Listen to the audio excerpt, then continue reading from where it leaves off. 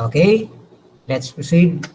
Yesterday we were discussing the attributes of a project manager, and we have discussed that the project manager must be a capable administrator, he must be an effective communicator, he must be a skilled negotiator, he must be a conversant with the project management tools, and above all, he must relate effectively with people.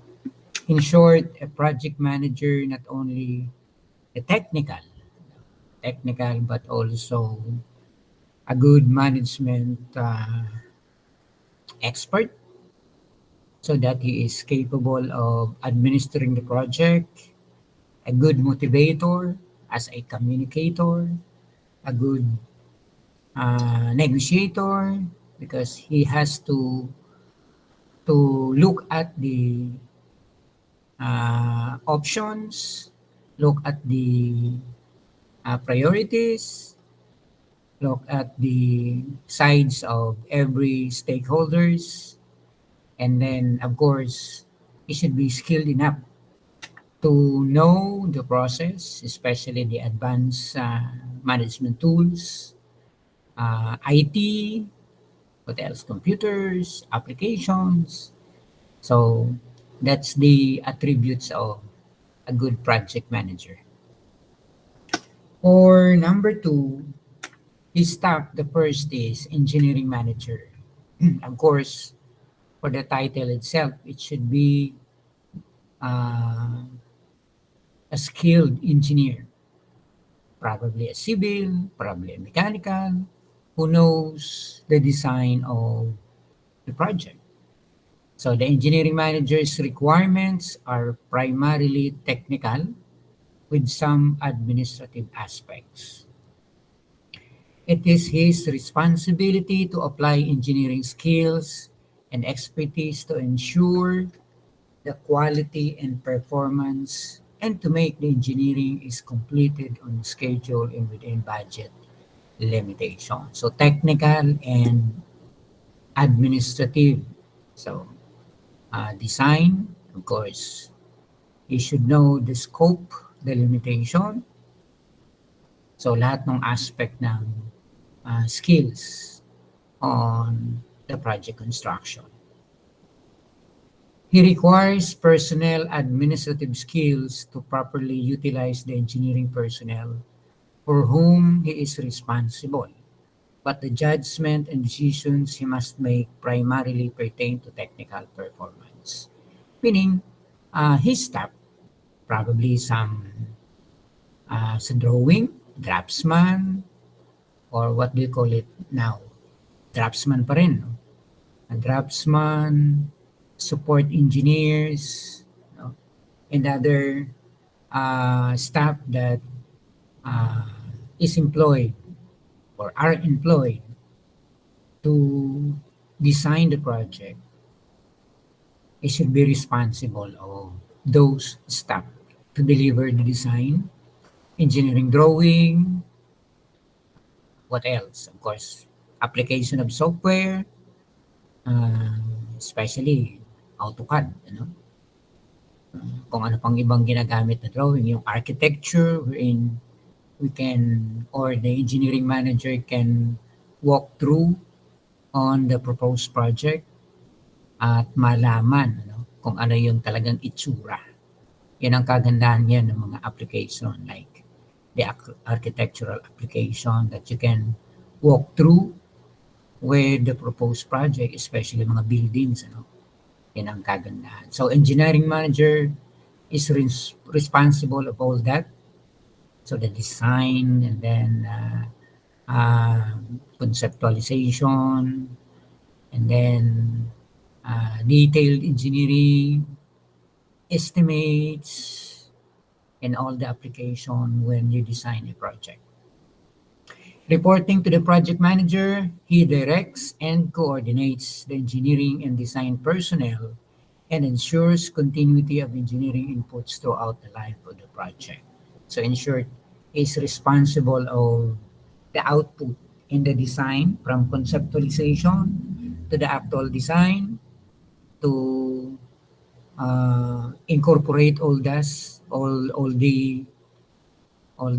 inputs from the conceptual to the design to the architecture, and looks for the possible input from other, let's say, of course, the project manager, and possible the construction manager, to really incorporate all the requirement in designing the project. So as the title implied, engineering. So that person should be skilled enough, highly technical, even if it is complex project, it should be uh, adept to the requirement on the engineering requirements of the project. Number three, procurement manager. Of course, again, as the title implies, the procurement manager is fundamentally responsible to the project manager for commercial and contractual matters. He obtains the project hardware at the optimum cost and the right time while protecting the owner from contractual problem. Marami ditong ah, natitempt. So normally on a procurement of equipment or hardware o ano pa man, yung mga suppliers kasi nagbibigay yan ng mga commissions. Like for example, a supplier will come to the procurement manager to offer freebies, this much. Ang problema dyan, baka yung quality ng hardware, o kaya naman yung cost naman medyo mataas. So, it should be high integrity. Kailangan nakikita yung kanyang good attitude, kasi nandito lahat ng tentasyon, especially for the contractual matters. Baka mamaya sabi dito, he obtains the project hardware at the optimum cost and the right time while protecting the owner from contractual problem. Mamaya niyan, yun pala, meron ng pananagutan yung project owner while contracting possible hardware or equipment. So the project manager should be keen on observing the activities of procurement manager, dahil dito nagkakaroon ng maraming suhulan. Nagkakaroon dito ng maraming nasusuhulan because of the advantages na siya ang kausap ng mga suppliers. So, procurement manager manages the personnel assigned to the team organization who perform the functions of procurement, comprising contract engineering, purchasing, inspection, traffic, and expediting. Kalimitan dito when the supplier supplies a hardware or other equipment, unang-unang tinitingnan dito yung warranty. May warranty ba yan? Pwede ba yung palitan in case na nagkaroon ng problema? So, yung mga situation ganon, wherein yung quality din ng software, quality din ng mga hardware, o kaya yung mga equipment, it should be responsible to handle all those matters. At siyempre, may pananagutan siya sa project manager. Pag nagkaroon ng problema, yung staff nitong procurement manager, so, hanggang doon na yun sa project owner, and there is a possibility of of the delay, So, contractual problem, siyempre lalo na sa EPC, engineering procurement and construction. Sometimes, iisahan ka ng mga suppliers, Mga suppliers would say, ganito ang cost, pero yung pala iniisip, pipick upin mo yung equipment. So, hindi nagkakaintindihan. So, kailangang malinaw na nadi-deliver yung project at ang optimum cost and the right time, yun ang importante, sa tamang presyo at sa tamang oras while protecting the owner from contractual problem. So, kung hindi nagkaintindihan, yan, normally may gusot. So, dito yung maraming mga palusot ng procurement manager.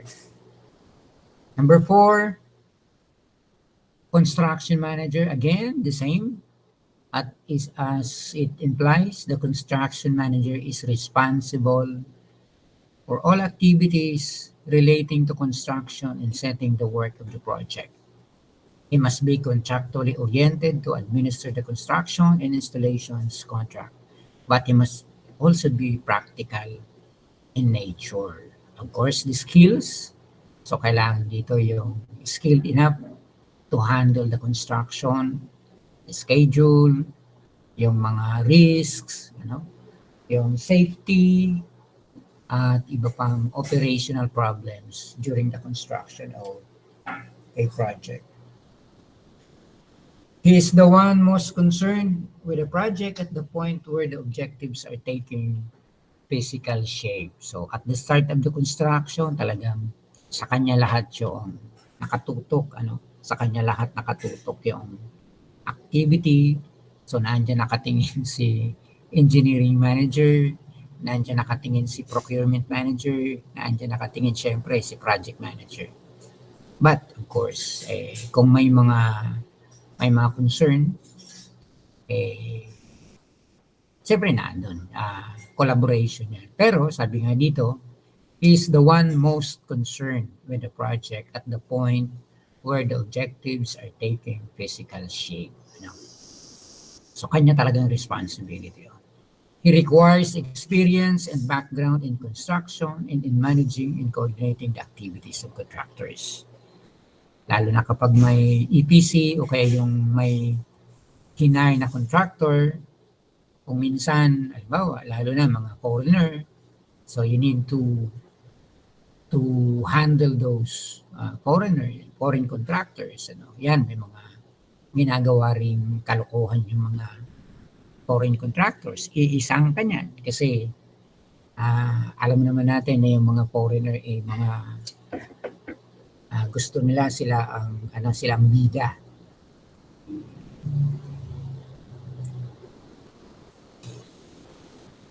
Okay?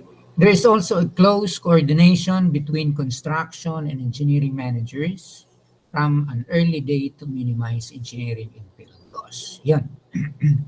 Kailangang nagkakaintindihan sila yung nagdi-design, so saka yung nagko-construct.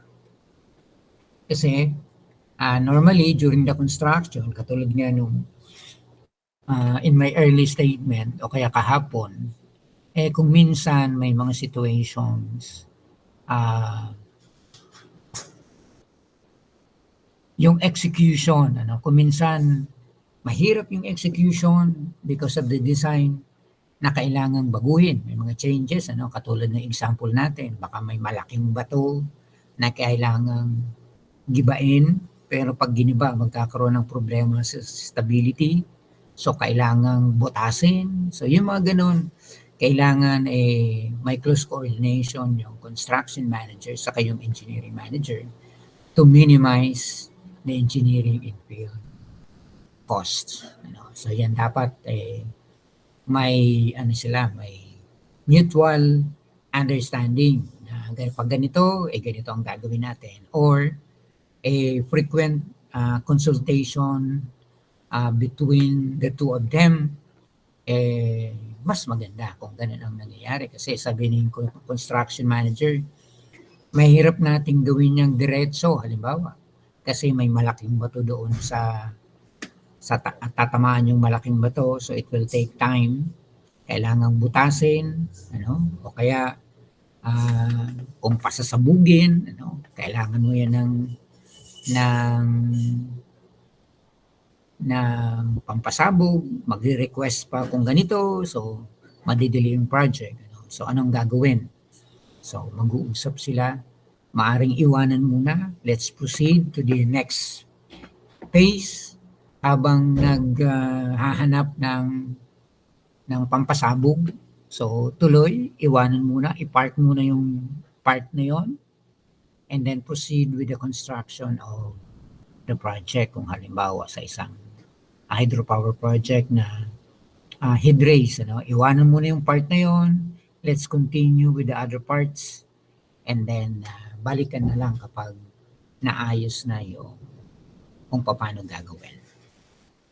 That's the construction manager. Number 5, project services manager. Ito naman is more on the admin. So he handles accounting, the money, and so on. He provides the vital staff support services to the project, which link all the elements together in terms of time and money.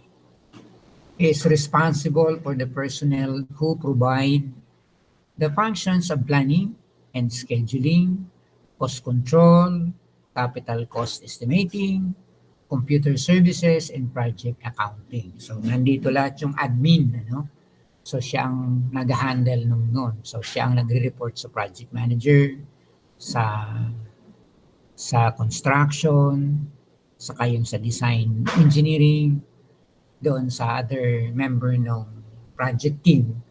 Halimbawa, yung ating schedule delayed na, so kailangan nating i-adjust, mag-overtime, kung anong dapat gawin.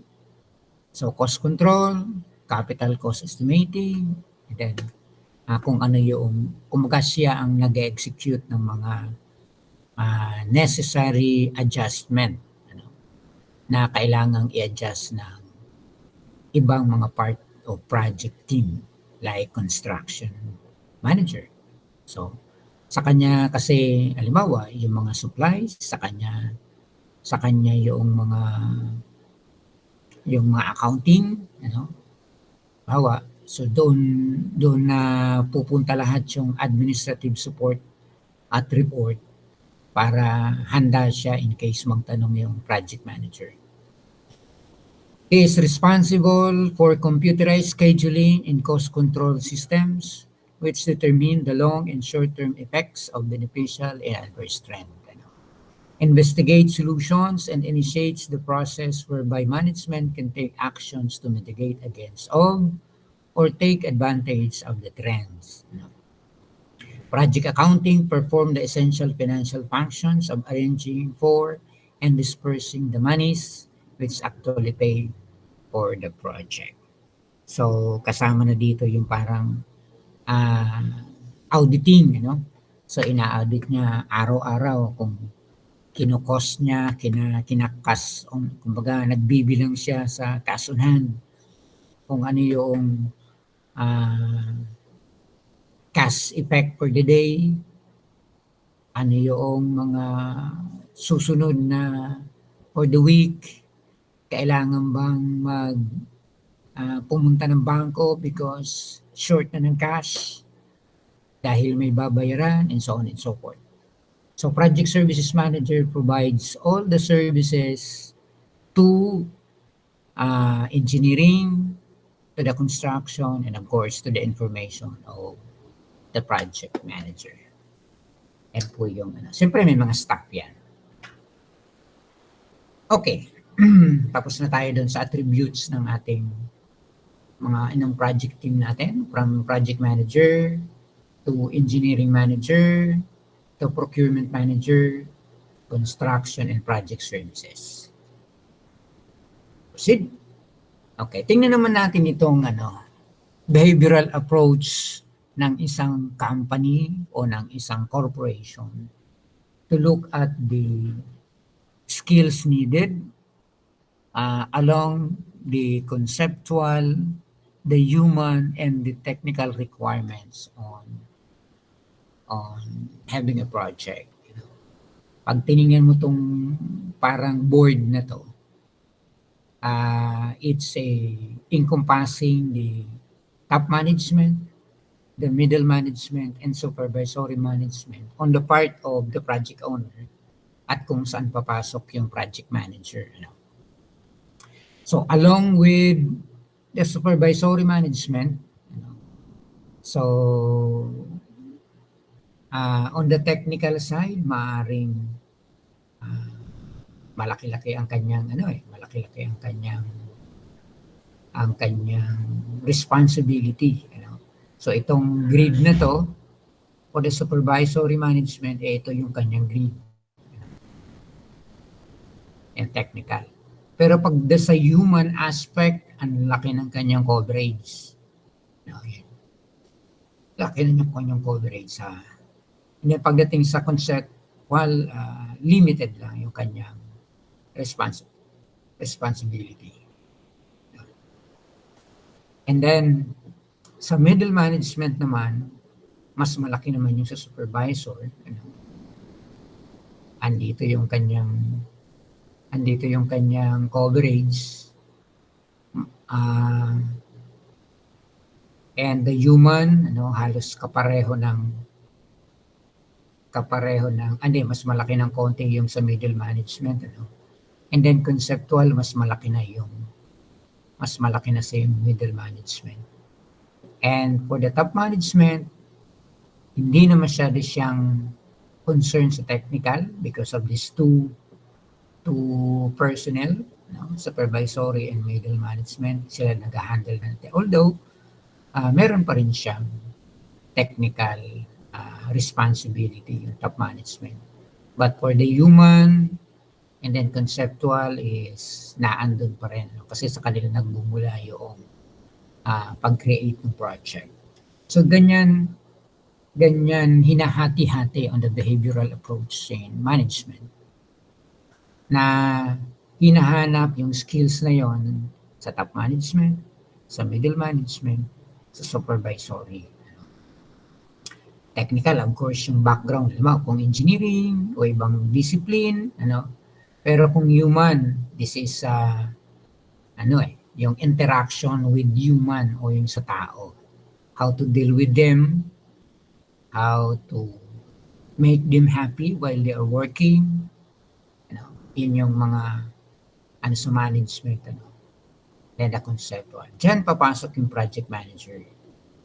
Diyan papasok, so nandito siya sa kalagitnaan, halos cover niya yung ng middle management, Yan yung skills needed sa behavioral approach ng bawat isa, lalo na yung project manager. So niya yung conceptual, halos cover niya yung conceptual, yung human, saka yung technical. Yan yung skills necessary for a project manager on the behavioral approach. Okay? Proceed. Okay. So, tapos na tayo doon sa alin na ba ang na-discuss natin. Balik tayo. Okay? So, why we need to study project management, elements, project owner's viewpoint. Kailangan alam natin na ang pinaka-importante sa project owner ay return of investment. Okay? And then cost effectiveness and quality, of course. And then we have discussed the structure of the project management team against the independent group owned by the owner. Kaya natin.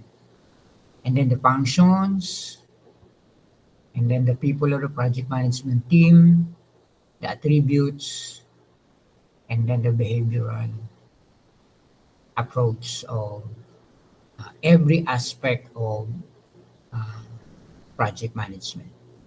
Ngayon, dito na tayo, mag-discuss na tayo sa project life cycle. Life cycle. Parang madaling intindihan, no? Project life cycle, meaning yung, yung haba. Ano? Yung haba ng project. Hanggang kailan, sino-sino, and so on and so forth. So, what is project life cycle? The project life cycle is really just an elaborated way of describing the life of a project. It describes the high-level process of delivering a project and the steps you take to make things happen. You know? So project life cycle talagang parang ano lang, yung you just describe how long the project is, that is project life cycle. And then what would be the process of delivering the project? It's how projects happen. Yung ibang meaning pa, no? How the phases of the project conduct a team from brief through to delivery. Every project has start and end.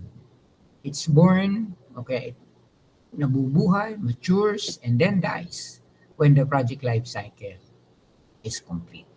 So, ganyan po yung simpleng meaning lang ng project life cycle. Pero parang ang gandang pakinggan.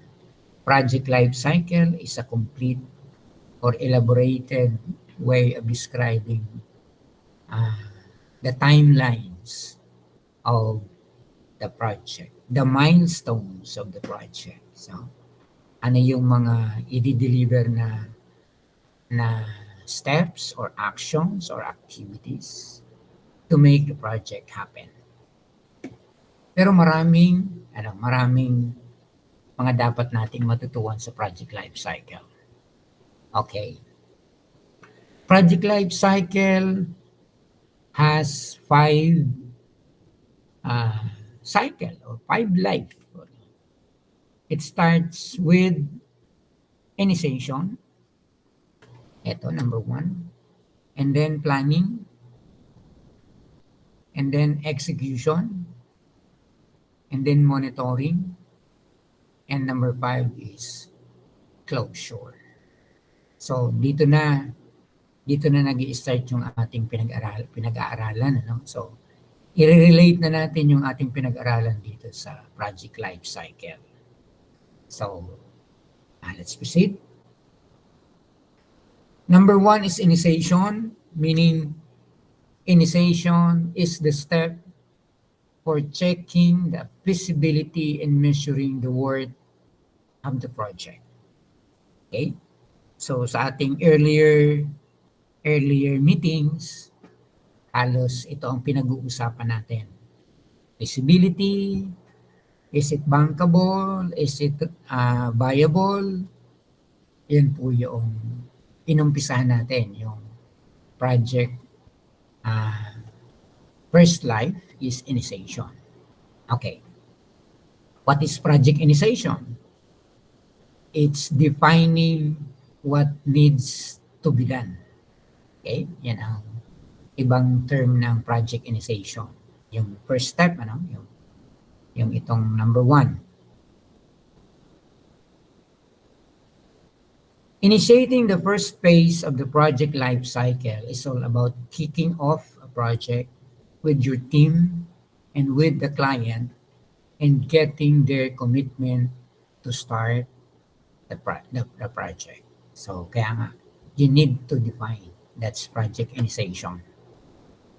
You bring together all of the available information together in a systematic manner to define the project scope, cost, and resources. The goal of the initiation phase is to take the sometimes loose brief of a project and understand what the project needs to do and achieve in order to be successful. So, nandito kasi yung project conceptualization sa project initiation. Dito binubuo yung mga mga let's say kung ano ang gustong gawin, no? So let's just proceed at maiintindihan natin ito. That usually necessitates identifying the project stakeholders and making sure they all share the same perception of what the project is and the business case, the problem that the project is trying to solve. Okay. Yung project initiation in short is defining what needs to be done. Ano ba ang gagawin? Katulad nung let's say babalik natin sa project ng hydro, ano, sa renewables, ano ang dapat gawin? Kaya doon sa pinag-aralan nating feasibility study, nandun yung 10 chapters, ano? Nandun yung introduction and brief description. Number 2 is physical investigation. Number 3 is market study. Number 4 is hydrology.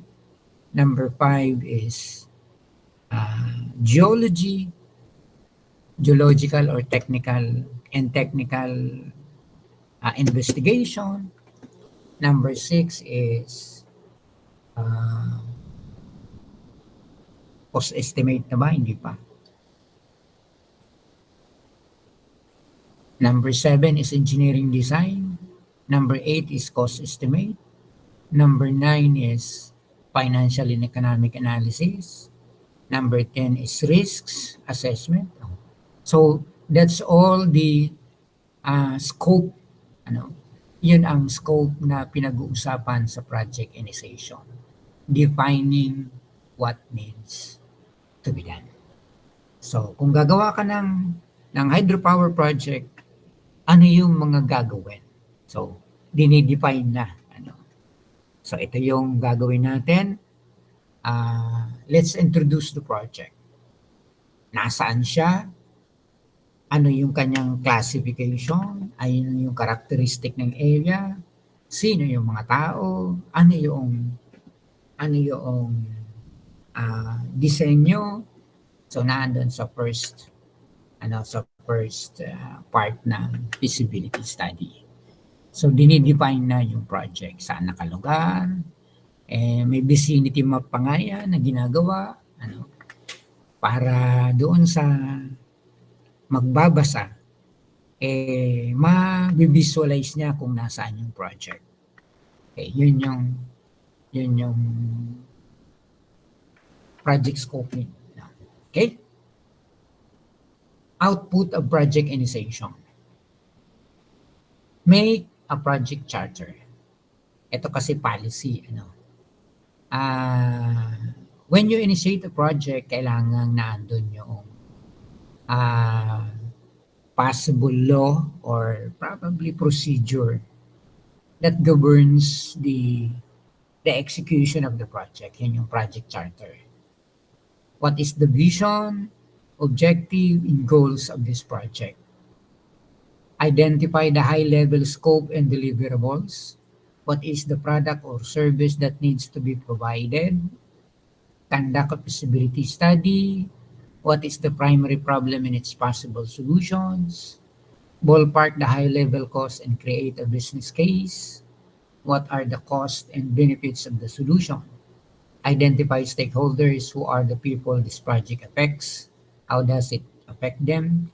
And what are their needs? So doon sa parang start ng project, we are looking at the possible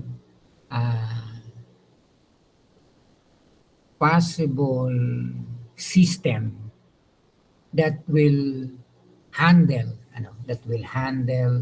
the people, the money, the execution.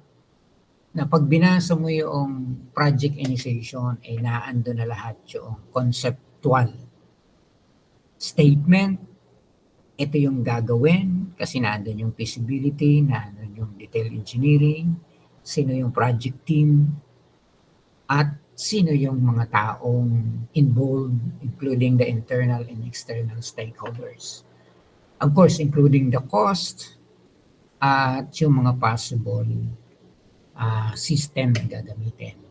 Ito po yung output ng project initiation. Yan, didiscuss na natin yan ulit pagdating doon sa process map. Ano.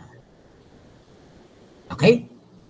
So, project initiation, in short, is the conceptual aspect of the project.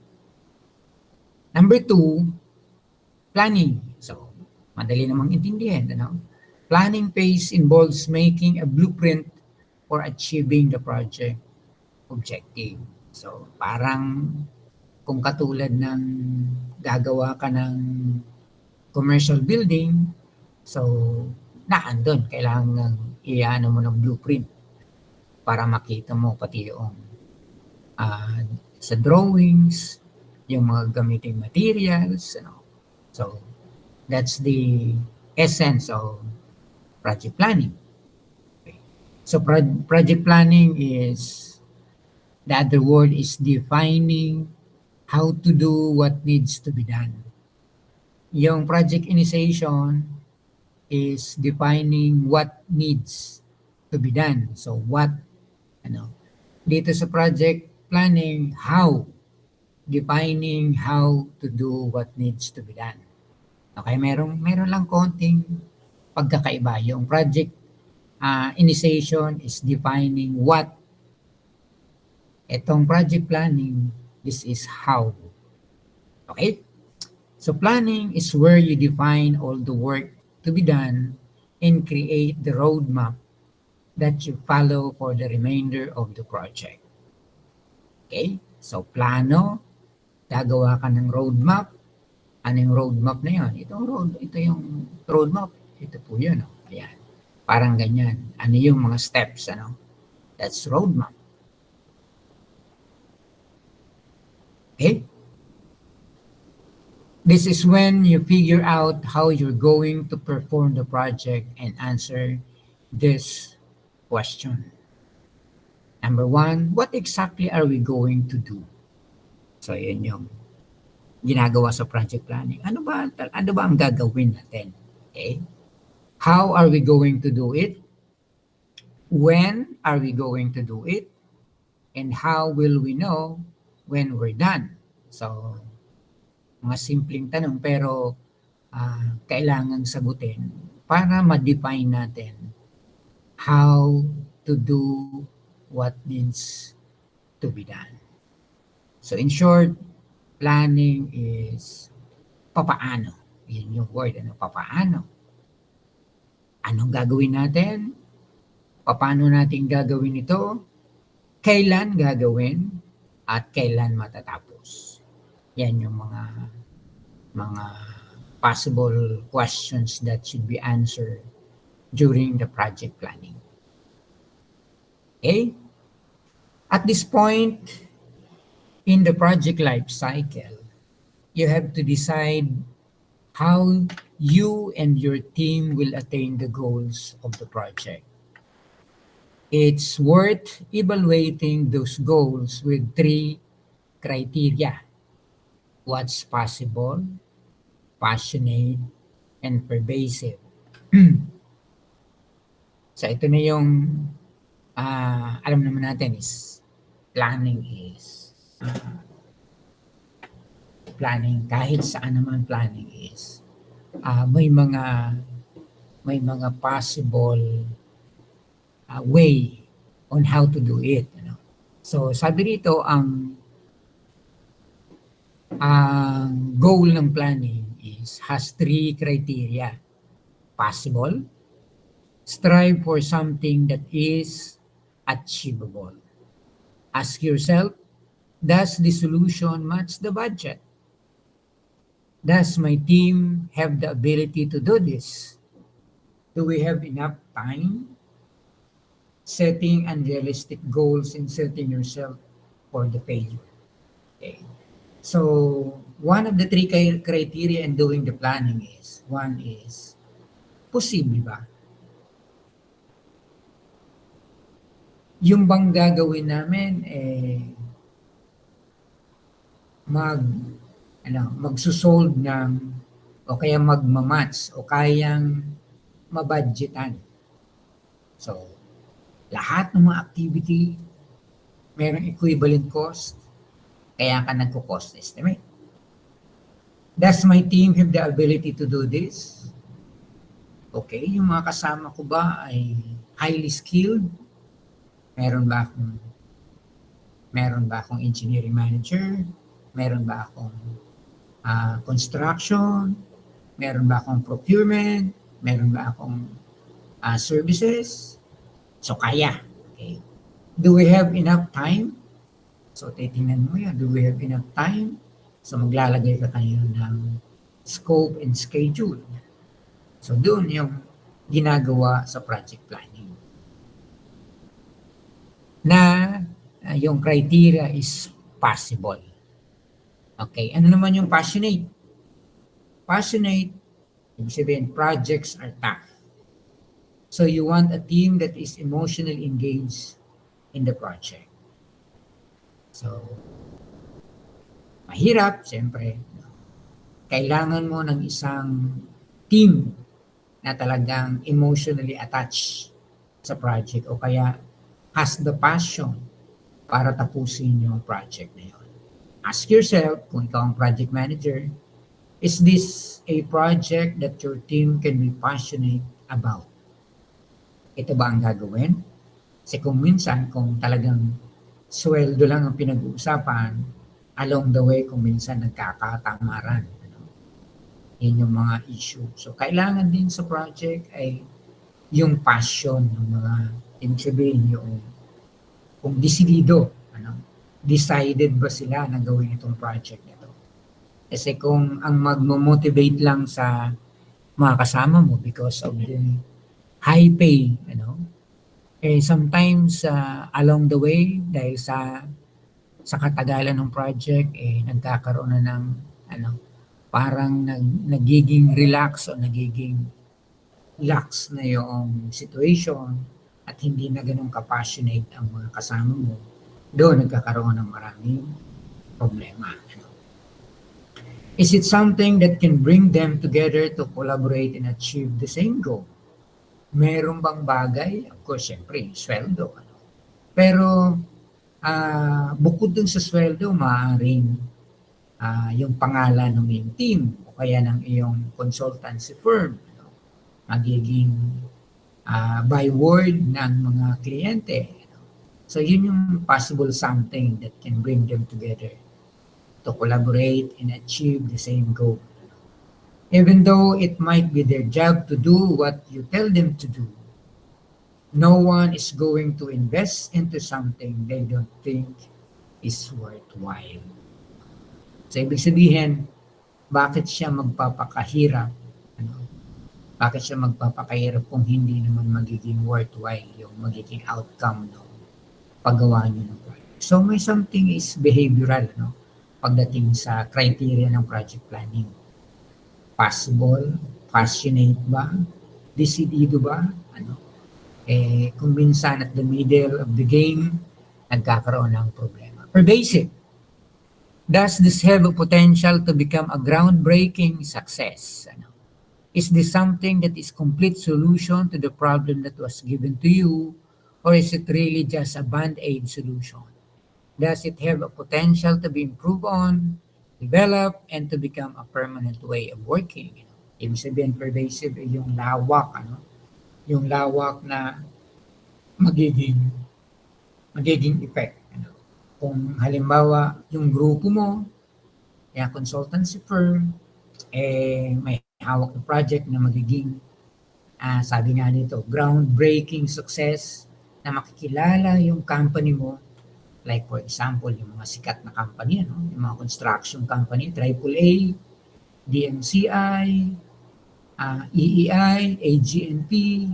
So yun yung mga malalaking company na kilala na, mga AAA. May mga maliliit din na nagsisikap lang din na maging makakompete sa mga malalaking construction company. So, ito yung ito yung criteria na hinahanap sa paggawa ng project planning. Defining how, pero yung criteria nga, are they passionate enough? Yung una, possible, kaya bang gawin? Pangalawa, passionate, meron bang dedication to do the project? And then pervasive, gaano kalawak ang epekto ng paggawa nila ng project na yun. So, behavioral, behavioral approach na sa project planning. Pero, pinaka-idea is to conceptualize, to design, to define, and so on.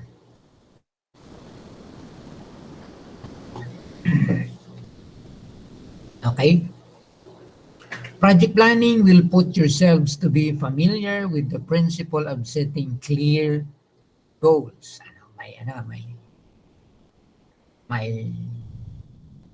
May abbreviation, clear goals.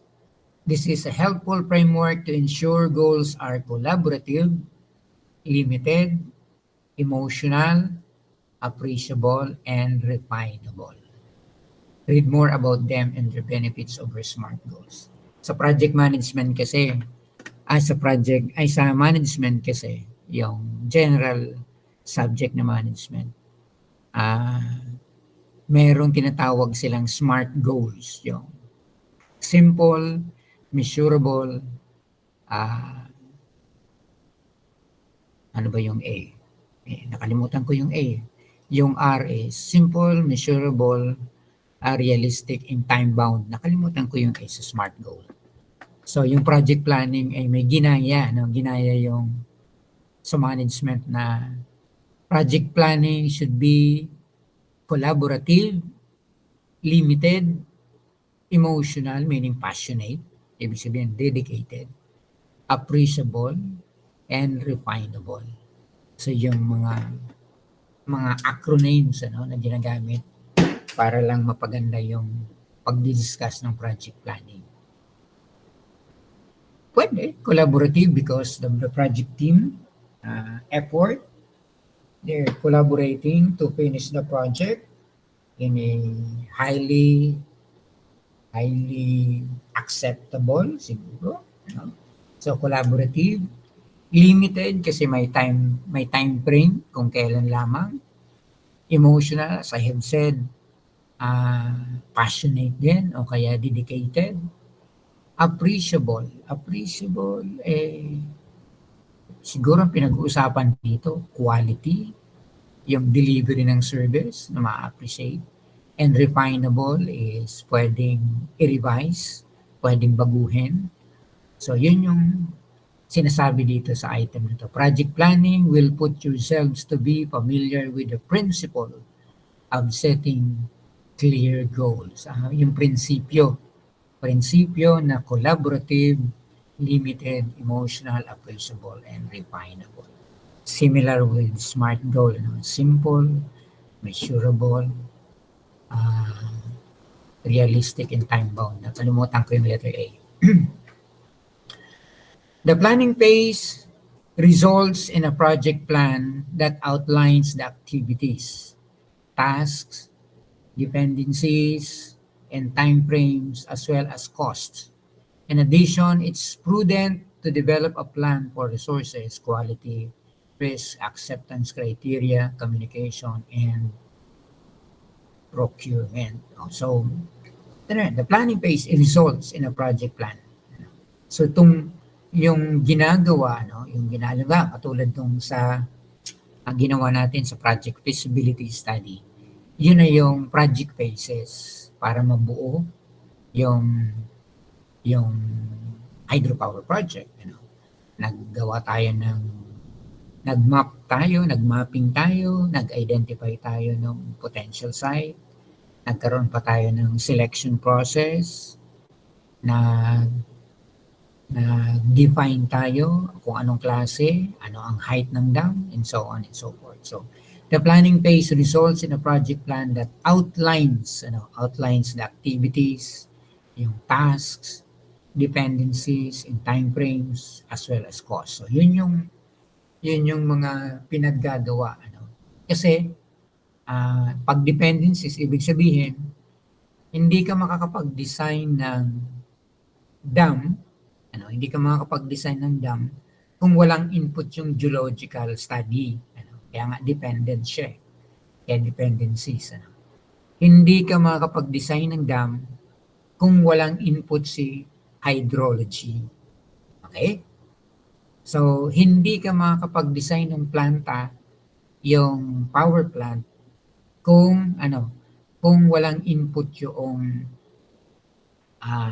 mga sinabi natin, ano, pati yung ng mechanical o electrical kasi ilang equipment ang gagamitin and so on and so forth. So, sabi rito, the planning phase results in a project plan that outlines the activities, yung ginawa natin.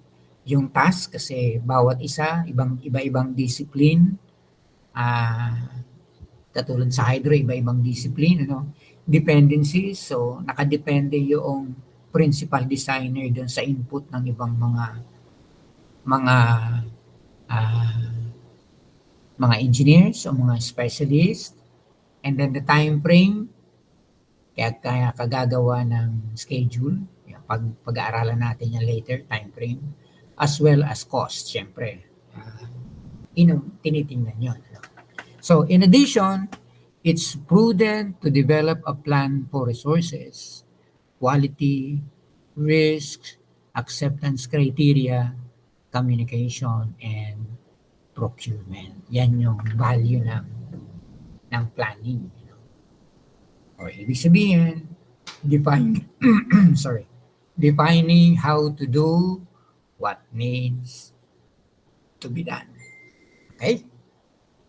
So steps in project planning, create a project plan.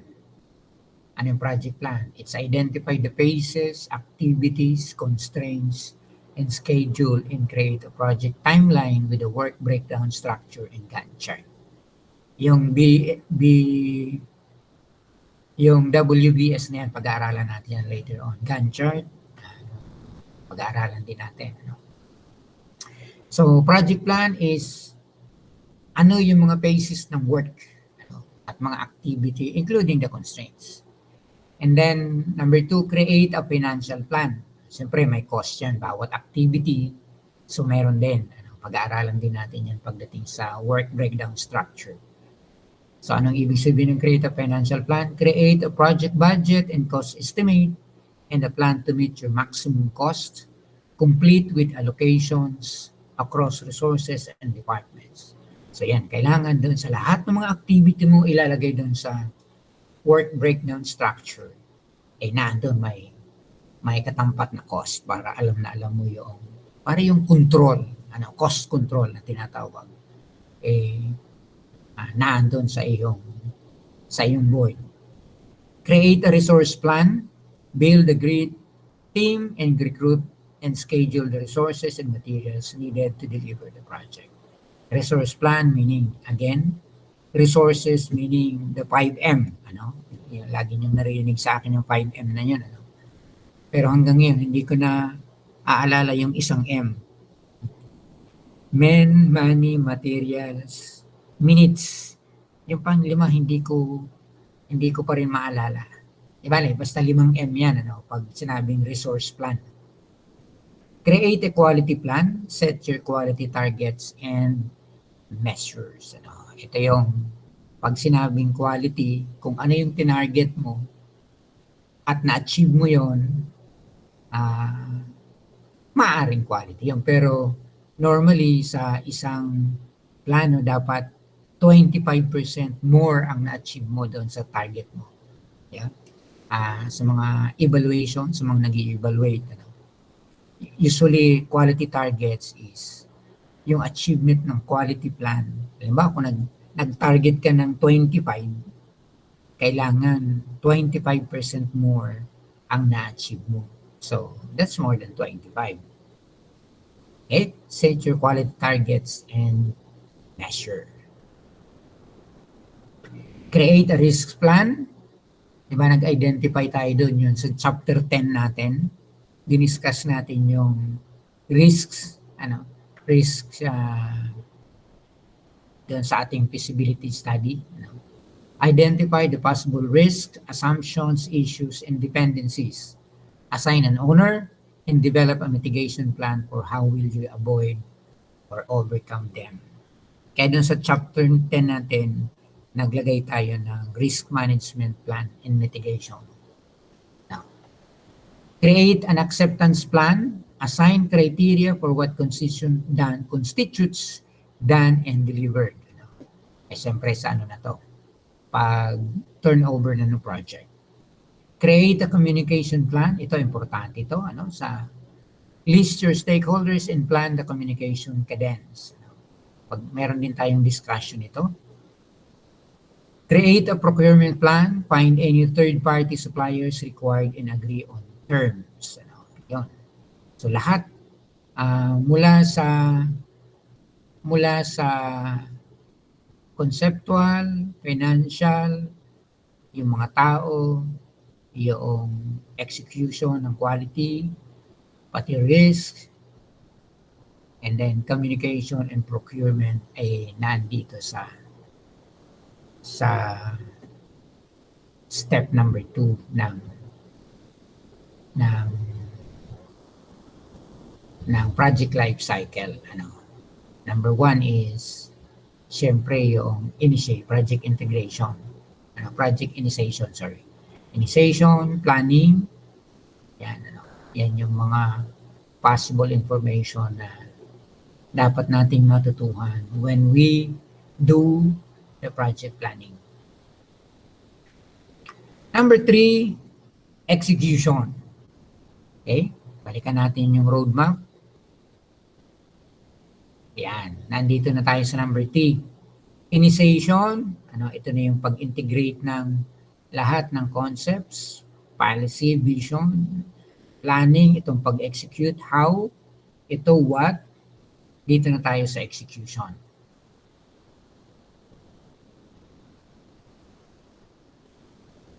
Execution phase involves the allocation of resources and making of the deliverables. Ito na yung actual construction na to.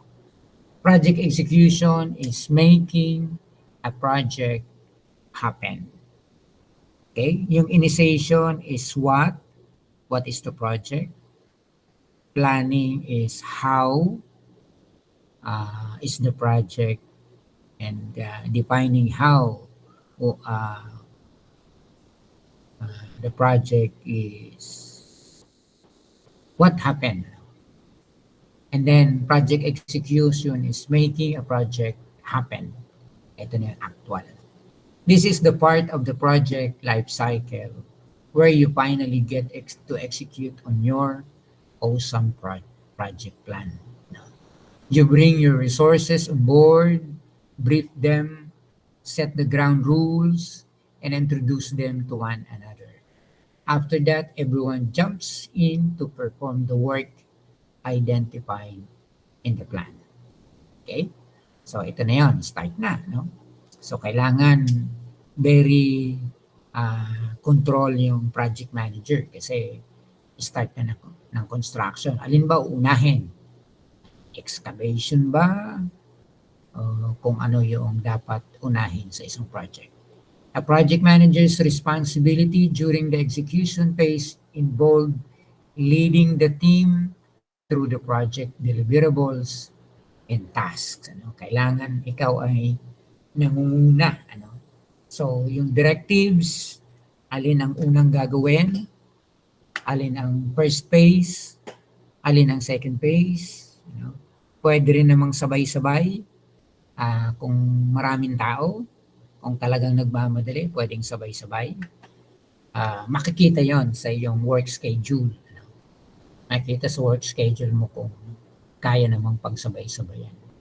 At yan ay pag-aaralan din natin sa work breakdown structure. Okay?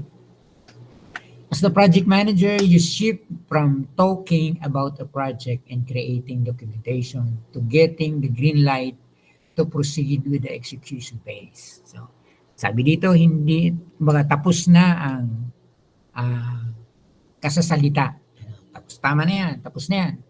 So mag-execute na tayo ng ating project. Now, you're leading the team and managing them toward delivery.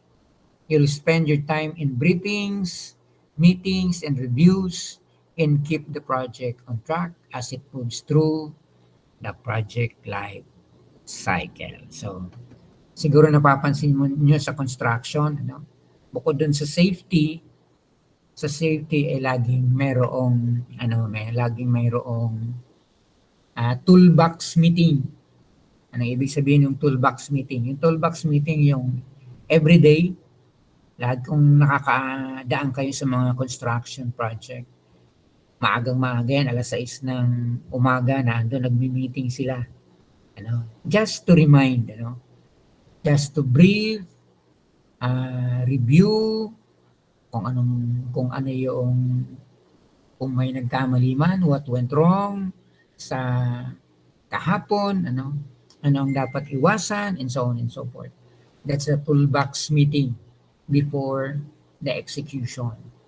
Yan yung mga ginagawa, hindi lamang ng project manager, kundi yung mga supervisors, lalo na sa safety, nire-remind ano yung mga do's and don'ts, kung nasa mataas na ang tinatrabaho, ano yung mga safety precaution, So, part yun ng concern ng project manager na idinidelegate sa mga supervisors, sa mga kanyang project team members para lang i-remind lagi ang mga workers. Kasi nasabi dito, you'll spend your time in briefings, meetings, and reviews and keep the project on track as it moves through the project life cycle. Steps for project execution, team leadership. So, kailangan na ando na yung pinakikitaan ka ng iyong pagiging leader. Anong sabi dito? Cast a vision for success and enable the team to deliver on it. Create tasks, so mag-delegate. Clearly define what needs to be done and the criteria for the tasks. Kasi hindi mo yung makakaya lahat, lalo na kung isang malaking project. Task briefing, ensure the team are clear about what they need to do by when, kung ano yung gagawin at kung kailan. So, client management, work with the client to ensure deliverables are acceptable. And then, communications, ensure you're informing and updating the right people at the right time through the right channel. So, yan yung hirap ng trabaho ng project manager.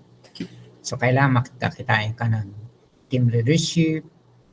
So, although nag-create ka ng task para i-delegate mo yung task na yon, pero kailangan mo pa rin i-supervise yun, kailangan mo pa rin i-monitor yon. Task briefing at ikaw pa rin ang magbibigay ng information, kung anong dapat gawin at kailan yung gagawin. And then, of course, yung client management and communication. So, yan yung steps for project execution. Okay, number 4, pang-apat na tayo. So, 4 of the 5 life cycle. The monitoring phase involves project manager monitoring and controlling the working of the project. So, hindi lang lagi sa opisina, kailangan bukod dun sa opisina, ini-ensure mo lagi na naandun ka sa site. Tinitingnan mo, minomonitor mo sila kung maayos yung delivery ng task. Siyempre, hindi mo lahat yan makikita. Hindi mo lahat yan, kundi you need some people like your construction manager, like your engineering manager to help you in monitoring the project. Okay? During, yung ibig sabihin ng project monitoring? keeping a project on track. Siyempre, kailangan. Schedule. Okay. During the monitoring and controlling phase, project managers will create status reports and keep the project on plan. Okay. This is one of the toughest areas in project management cycle. It involves reporting on performance and monitoring and controlling the project. That means ensuring the project is going according to plan. And if it is not, controlling it by working out solutions to get it back on track. As a project manager, you'll be monitoring and controlling a project in some way throughout all of the project life cycle phases. Paano kang, halimbawa, kailangan ka ng project owner. So, dami mong gagawin. So, kailangan mo yung tasking. First, that means ensuring you capture the data, usually derived from timesheets and reports in your project management software to track progress effectively against original plan. Second, it means taking the data and comparing task completion, budget spend, and time allocated in the original plan. By comparing the actuals against the plan, you can establish whether or not you're hitting the objectives for timeline, cost, quality, and success metrics. So, kailangan mo dito yung mga quantity surveyors. Ano ibig sabihin ng quantity surveyors? Ito yung nagre-report ng percentage ng accomplishments ng mga project. Kasi kung sabay-sabay, halimbawa sabay-sabay yung mga project phases, parang ang laki ng gastos na lumalabas. Pero yung success, yung metrics ng success, parang kukonti. So, kaya kailangan mo yung mga quantity surveyors para mag-report ng mga success metrics. Okay? And when you realize that things are not quite going to plan, it's figuring out the options for pivoting the project so that it still delivers something the client is happy with while meeting the budget, timeline, and quality constraints. Halimbawa, napansin mo, parang hindi eksakto yung na-achieve mong accomplishment. So, kaya dito kung minsan yung mga construction company nagpapa-overtime. Overtime, kapos na sa oras, kailangan tapusin. So, dagdag trabahador, yun yung mga adjustment na ginagawa. At kung nakita nyo yung pinanood nating video doon sa construction ng isang microhydro project, kahit gabi nagtatrabaho sila. Kasi kung napansin nyo, maulan yung lugar na yun nung kinoconstruct yung area. Kaya siguro, pag umulan, tumitigil sila. Pero yun nga, nadidelay na sila kasi nga tag-ulan. So that's another issue na siyang nakakapag-delay ng project accomplishment. So kaya nagkakaroon ng changes, dadagdag ng trabaho, siyempre additional cost 'yon. So kung hindi mo inilagay 'yon sa iyong contingencies, 'yon maiipit ka sa iyong cost, sa iyong fund. Kaya kailangan may mga situation na lalagyan mo ng contingencies yung budget para in time doon sa mga situation maulan, hindi makatrabaho, nagbagyo, may baha, and so on and so forth, covered pa rin ang iyong contingency. Na hindi, kumbaga sabi rito, the client is happy with while meeting the budget, timeline, and quality constraints. Maaring yung budget ay nabawasan, pero yung timeline na andun pa rin, and the quality nami-maintain pa rin.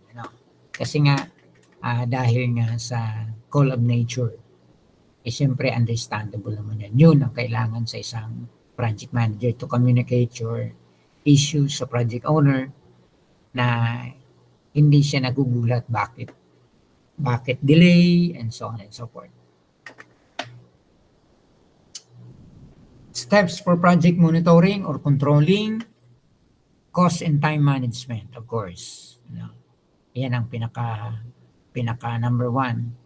Number two is quality management. Siyempre, yung delivery ng project, risk management, and acceptance management.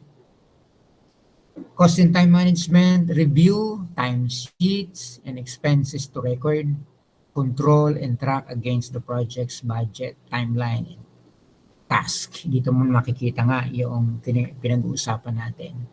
Na baka delay ka na pero parang ang laki ng labas ng pera pero yung accomplishment mo parang kukonti. So dito na yun. So you have to look at the record, timesheet against the project, budget, timeline, and task. Baka doon nagkakaroon ng problema. Quality management, reviewing deliverables and ensuring they met the defined acceptance criteria. Risk management, monitor, control, manage, and mitigate potential risks and issues. Halimbawa, nakialam na si congressman during isa sa mga araw na wala ka, pumunta doon, may politikong pumunta, nakialam. So, risk yon. So, kailangan i-address yung risk na yun, yung issue nila. Okay? Change management, kasi nga kung tag-ulan, o kaya may na-disgrasya, may mga issue yan sa change management. When the project doesn't go to plan because of some incident, managing the process of acceptable changes with the client to ensure they're happy with necessary changes. You've moved through 4 of the project stages. Now it's time to move on to the final step in the project management life cycle is closing a project. Ano yung closure? Closure is the final stage of the project where everything, including what went wrong and what went right, all through the process is summed up. Kahit patapos na, kailangan may learning pa rin ang titingnan. Kasi for your next project, may adjust mo na yun. Kaya kahit closure na yung project, kailangan pa rin dino-document. Ano ang ibig sabihin ng project closure? Ending a project. Project closure might involve a retrospective, lessons learned, and overall performance analysis. In this closing phase of the project life cycle, your project is essentially over and your job as a project manager comes to a close. But the project's not over yet. At this point, before everyone forgets, it's useful to hold a post-project review meeting or post-mortem to discuss the strengths and weaknesses of the project and team, what went wrong or didn't go so well, and how to improve in the future. This can be one of the most rewarding stages of project management, as it's a great opportunity to recognize and acknowledge valuable team members and celebrate success. Okay? Ano yung steps sa private closure? Private performance analysis, team analysis, project closure, and post-implementation review. Hindi na natin masyadong discuss yan. Simple na lang yan. Any questions so far sa dinidiscuss natin? Meron ba kayong clarification? Okay lang? Reaction sa mga dinidiscuss natin? Ilalagay natin yung shoes natin sa project manager na tayo lahat ay project manager para matutunan natin yung situation. So, pag gumawa na kayo ng yung inyong project, you have to act as the project kasi, di ba yung 6 na team na yun, So, 6 na team, 6 na group, kailangan meron dong yung project lead na yun yung project manager. So yung lima, yun yung i-identify natin doon sa project team. Ano yung kanyang tasks. Ano? 6 na grupo na 7, wala, yung 7 ay yung 5 group, 7, and then yung baliktad. You are 47, so 6, yung 5 group, 7, yung isang group, 8. Tama ba? 6 times 7, 42. Ay, hindi pwede. Ano ba yung distribution natin? Anyway, basta ganun yung gagawin natin. So, walang question? Proceed? Meron pa tayong oras para mag-discuss ng ano natin.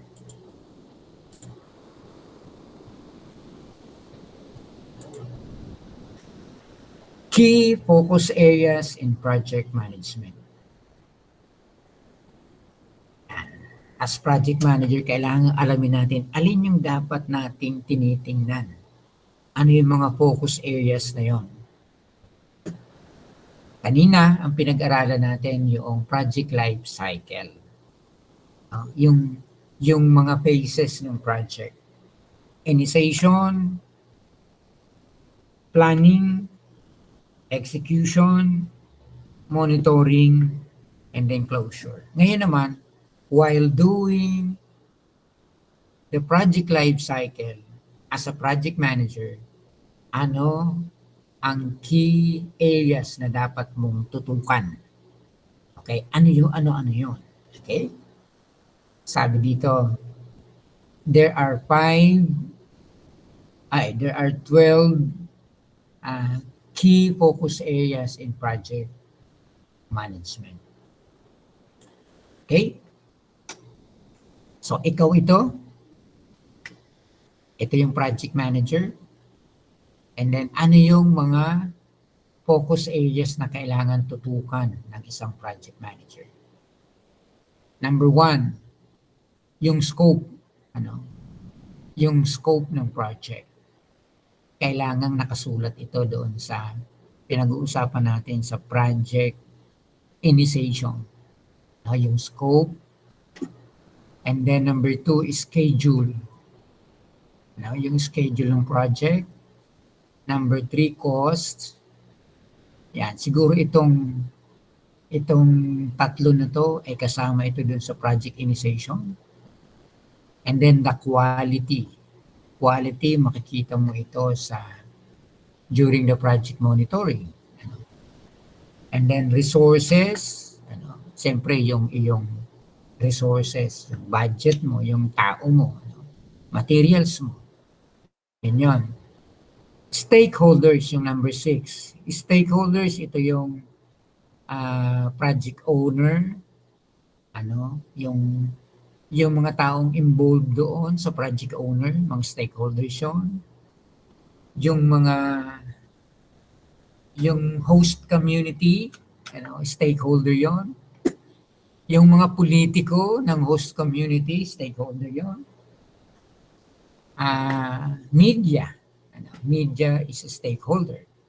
Kasi bahagi yon ng sa project, minamanage. What else? Maaring nice people around. Stakeholder yun. Kasi makakaapekto yun sa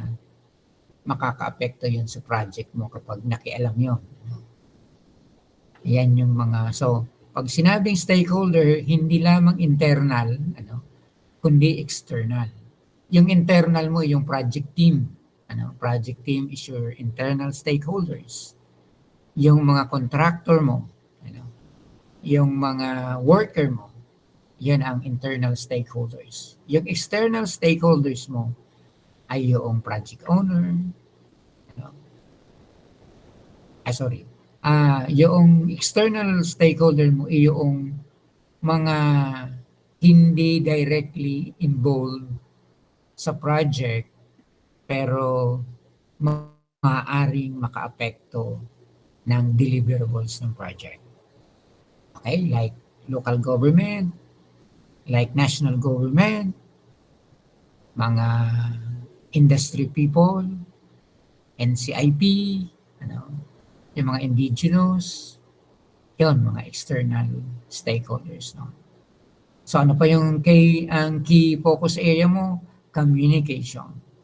Kailangan, sabi nga doon, magaling kang negotiator, magaling kang communicator.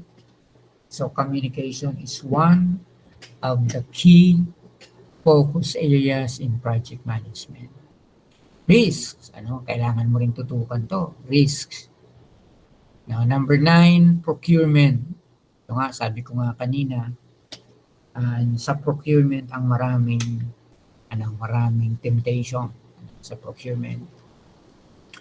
Critical success factor, kasi nga, kailangan mong i-monitor yung delivery ng project mo. And then deliverables, and then the work breakdown structure. So, meron kang 12 as a project manager. You have 12 key focus areas na kailangan mong tutukan. No? Kailangan mong tutukan in dealing with the project. So, ang dami mong gagawin. No? Imagine mo, 12 yan na kailangan mong tutukan. So, kailangan mo syempre yung application. Yung computer para alam na alam mo yung takbo, yung report, yung accomplishment, deliverables. So, yan ang trabaho ng project manager. Okay? So, tingnan natin yung detalye. There are 12 key focus areas that enable us to understand what is project management. Number 1, yung scope. Scope refers to the inputs provided to take the project from the first step to the last step. So ito yung nag-govern, ano yung coverage ng project. The scope determines the features, boundaries, budget, and deadlines of the project. Ayun. So, alamin natin, ano yung boundary? Hanggang saan lang? Ano yung limitation? Ano yung feature ng project mo? Ano yung budget? So, yan yung coverage ng scope. Lalo na yung sinasabing boundary. Hanggang saan lamang dapat ang iyong project. Schedule. The schedule is a plan for performing a specific work within a particular time interval and achieving the desired objective. The schedule refers to the starting date, the finishing date, and the duration of the project. So, maiintindihan nyo na mas daw pagdating na natin sa work breakdown schedule. Doon mo yun makikita, isang Gantt chart na isang representation kung hanggang saan yung schedule. Cost. Cost refers to the process of estimating, allocating, and monitoring the funds needed in the project, and a lot of measures to ensure the project is on budget. So yan yung isa sa mga major, yung cost. At of course, yung budget mo. Kailangan yung budget mo is laging nasa minimum. Number 4, quality. Of course, quality refers to what a customer or a stakeholder requires from the project deliverables. Quality includes processes and activities that are to be performed to meet the objectives and requirements for which it was undertaken. Sa hydropower project, Pag sinabing quality, anong ibig sabihin? Kung ano ang dinesign mong capacity, let's say 10 megawatt, kailangan ang delivery niyan 10 megawatt. 10 megawatt din. Hindi po pwedeng pag dinesign mo ng 10 megawatt, ang delivery mo is 8 megawatt. So yan yung quality. So hindi mo nami-meet yung quality. Meron kami niyang project dati in 1998, medyo matagal-tagal na pala yun. 1998, hindi pa kayo siguro mga ipinanganganak. Meron kaming project sa Naga, Naga City, sa Panikwason. Sino yung taga-Naga na kaklase nyo? Meron ba kayong taga-Nagang kaklase?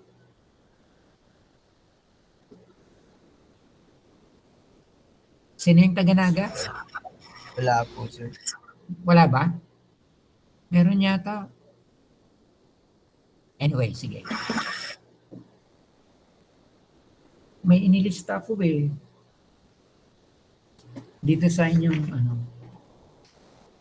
Teka, tingnan ko ha. Meron, ang alam ko meron eh. Ito. Teka, tatanungin natin. Tagaroon siya eh. Doon during the discussion nating first day,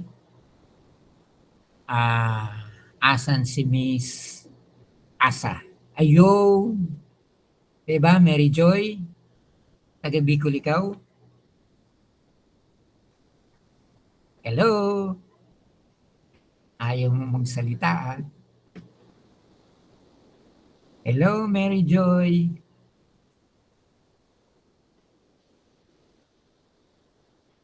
Ay, ayaw magsalita. Oo. Wala ka sa wala ka sa mo. Alam ko eh, nilagay ko rito eh. Balagir.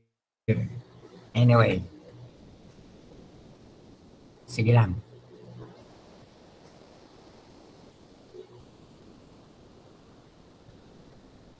Tuloy tayo.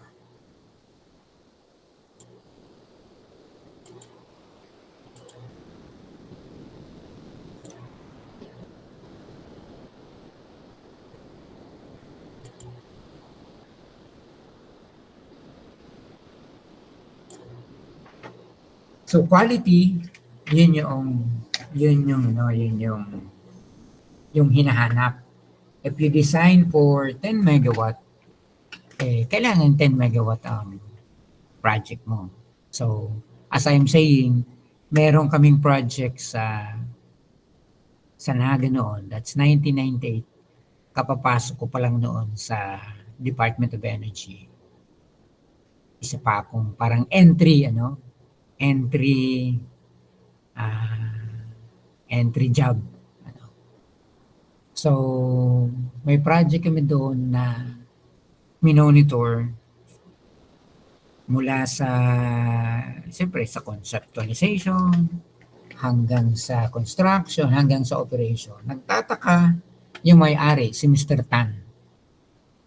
Nagtataka yung may-ari, bakit hindi nila nare-reach yung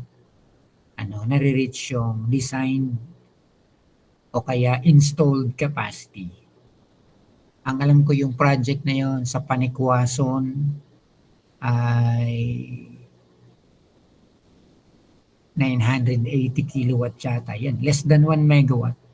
980 yata.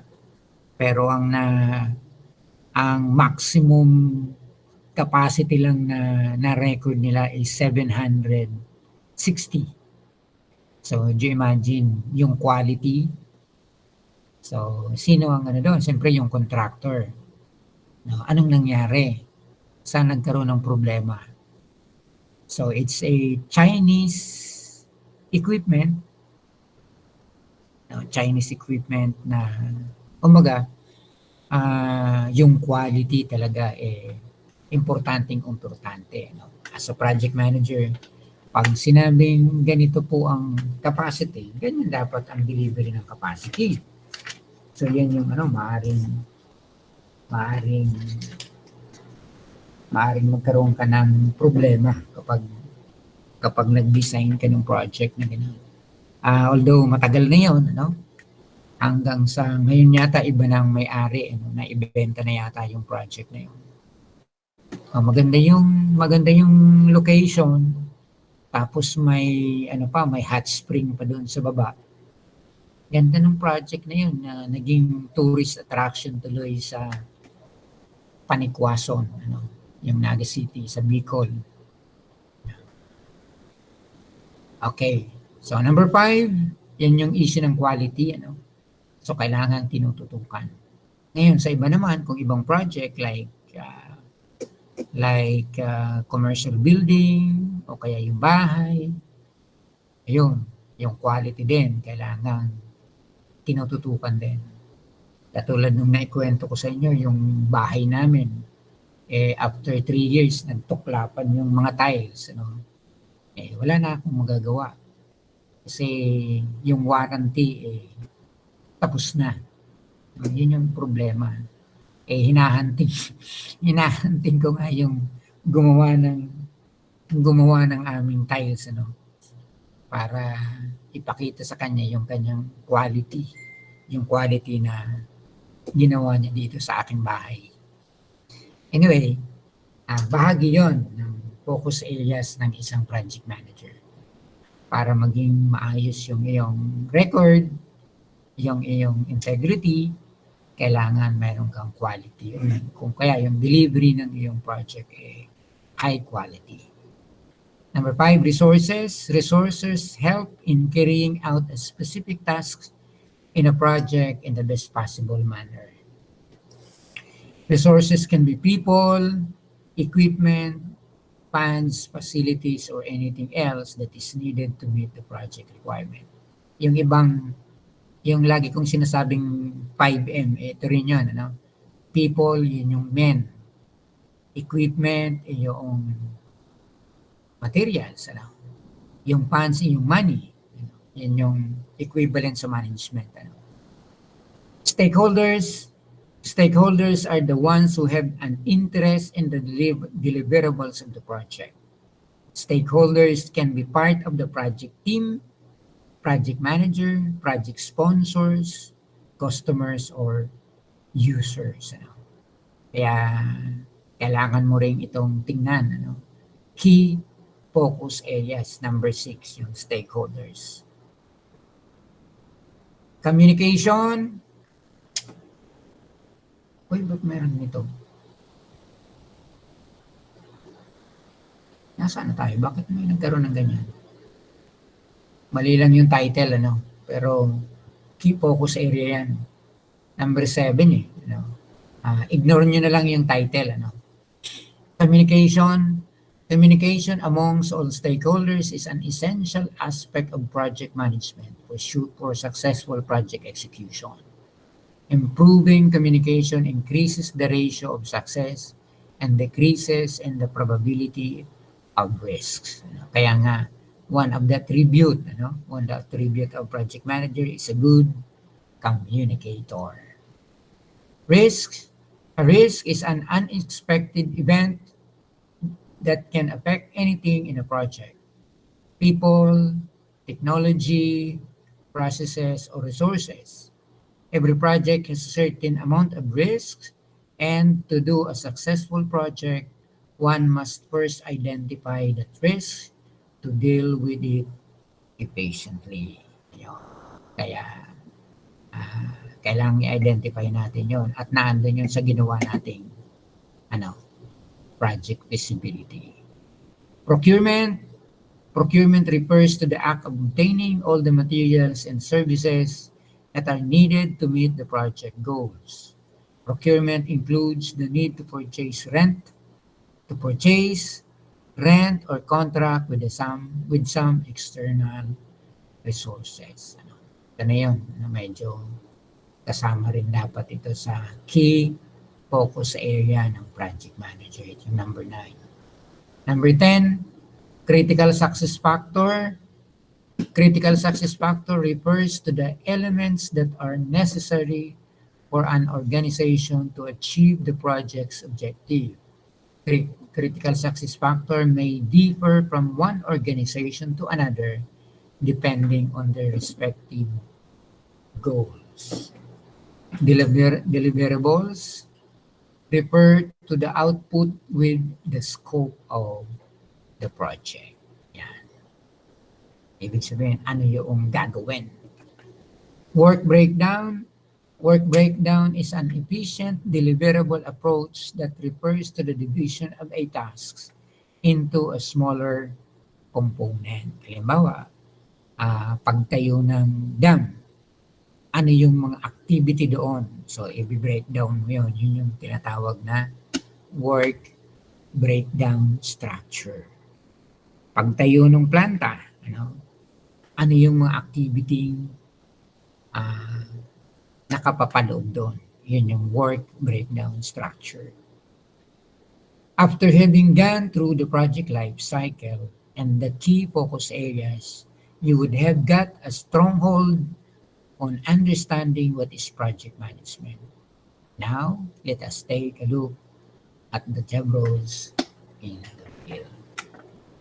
Okay, so hopefully, ano na yung activity natin, Kumbaga, buo na yung discussion natin, meron na kayong mga idea as a project manager kasi nandito na yung mga natin, Ayan na, yung naintindihan na natin yung key focus area ng isang project management o project manager. Ayan. So, alam na rin natin yung limang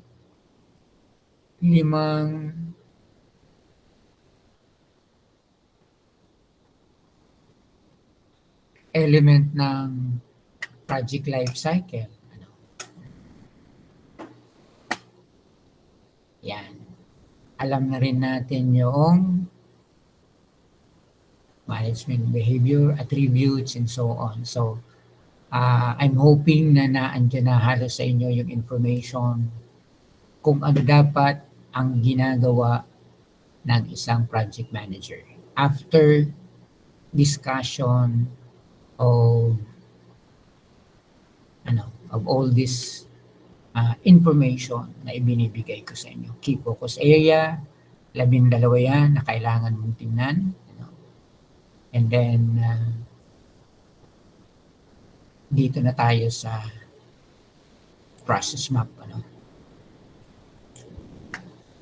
Question? Clarification? Ito na yung last part siguro pero mahaba ito Unless na i-ano natin tong discussion na to na next meeting natin. Medyo mahaba pa to. Ito ay galing na to sa Project Management Institute na isang parang process map na pag tinignan mo napakagandang equipment o napakagandang board para tingnan ng isang project manager. So, meron bang katanungan sa mga discussion natin? Question? Clarification? Ito na yung third part ng ating project management. Anong learning ang nakuha nyo doon sa discussion natin? Sige nga, sinong pwedeng mag-summarize ng ating discussion? Mula doon sa attributes, mula doon sa attributes ng project manager, ng engineering manager, ng yung project team, And then after that, yung project life cycle, yung 5 steps: initiation, planning, execution, monitoring, and closure. And then itong 12 key focus areas na dapat tinitingnan ng project manager. Who can summarize? Sige nga, kung ano yung nakuha ninyong learning para makita ko. Who can summarize yung discussion natin? Ba, may absent sa inyo ah. Oh, may nawala pa.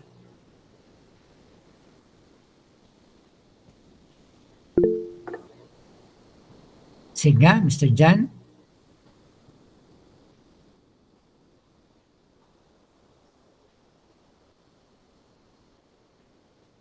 Okay.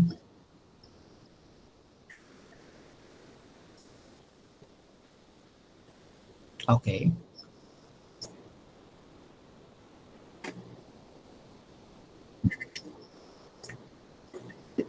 Okay.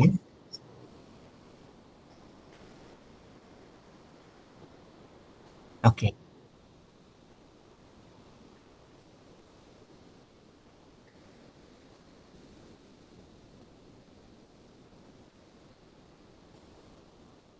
Okay.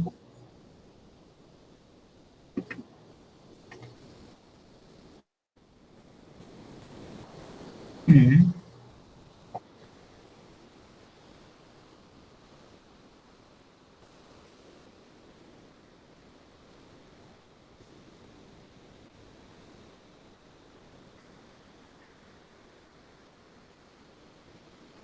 Okay.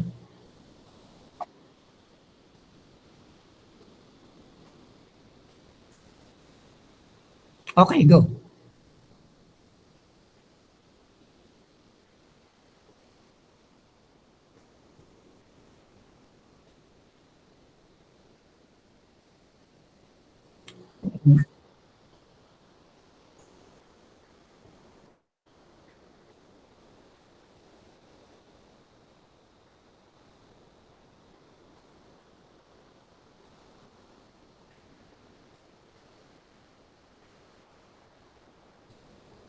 What do you mean? Ano nga yung tanong mo? Ano yung structure ba? Statue?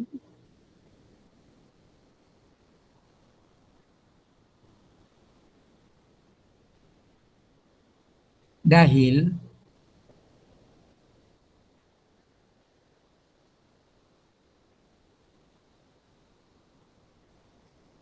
okay, okay. Ang alam ko sa mga civil engineers, sino ba yung may tatay na civil engineer? Ang alam ko sa mga designer, lalo na sa mga kalsada, tulay, ano? Sa tulay, ang alam ko, doon na lang tayo sa hydro, ano? Ang alam ko, pag nag-design ka ng dam, yung designer is liable for 15 years, ano? Liable for 15 years. Ngayon, ah, ang problema kung pinoprotesta, ano, kung hindi natuloy, yun ang ano doon, ah, ano ang consequence, ano? Hindi natuloy eh, hindi natuloy yung project. Siyempre, ang unang-unang may problema doon sa conceptualization ng project, ano? Katulad nga ng mga example natin, lalo na yung sinasabi mo na pinoprotesta at hindi natuloy, gano'n ba yun? Eh, anong liability nung project team? Yun ba ang gusto mong yung gusto mong maliwanagan, Mr. Jan? Oras kasi na prinotesta yan, unang-unang, anong liability nung designer? Wala. Ano, kasi prinotesta, kung hindi na itayo. Kung naitayo man, pinatigil, at syempre, local government ang nagpatigil noon. Ngayon, ang nagkakaroon lang ng liability yung designer o yung project team kung yung dinisenyo mo nagiba. Ano, nagiba? Halimbawa, sa nagko-construct ka ng dam, halimbawa, tapos na, no?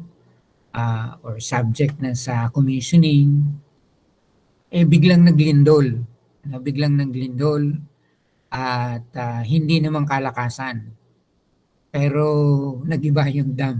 Ano, ba, magkakaroon ka ng liability kasi dapat ang design mo, meron sa mga civil engineers, meron diyang tinatawag na ano yung anti-earthquake. No? Merong sa pagkakaalam ko lalo na sa mga matataas na sa matataas na building, included yung lindol, included yung bagyo sa kanilang design doon sa structural formation ng building. Kaya kung magibayan na hindi naman inabot yung strength, halimbawa katulad ng nilindol, pagkatapos hindi naman kalakasan pero nagiba yung project, may problema ngayon yung designer. Doon sa pagkakaalam ko na liable yung contractor. Kasi naman yung contractor sa yung designer, sasabihin ng designer, hindi mo sinunod yung aking design kasi nagtipid ka. O yun ang problema dyan. So i-evaluate yan, i-investigate yan. At nawawala ang liability ng designer once na yung contractor hindi sinunod yung design. Ayan yung dyan. Yan yung sa ethics na yan pinag-uusapan.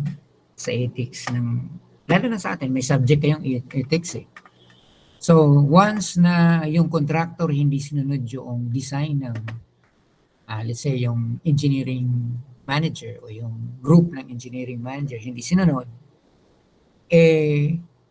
magkakaroon yun ng kaagad. Magsasabi ng engineering manager yun, hindi na ako liable dyan sa in case na magkaroon ng problema dahil hindi mo sinunod yung aking disenyo. So, yung contractor ang may ang may liability. Naalala nyo parang naglindol sa Mindanao na hindi naman ganun kalakasan, intensity 5 yata. Pero nagiba yung isang building, 3-story building ba yun? Yun, may mga ganun doon, liability. Kasi sa pagkakaalam ko sa pag-construct ng mga building, lalo na commercial building, ang pinagbabasihan nila yung G, o kaya yung ng earthquake, meron silang constant na ginagamit kailangan ang disenyo mo sa structure intensity 8 intensity 8 na lindol, kailangan mag-withstand yung project mo ay yung building mo. Pero kung intensity 7 nagiba yun, ayun, iimbestigahan yon ng host LGU, host local government. Kasi nga, ba ang ginamit mong, kalimutan ko yung G na yun May tawag dun sa G na ginagamit ng mga civil engineers na parang sa earthquake proof o kaya parang anti-earthquake design yun ang tawag nila. Na dapat yung building na itatayo mo mag-withstand sa intensity 8. Yun ang ngayong mga disenyo nila.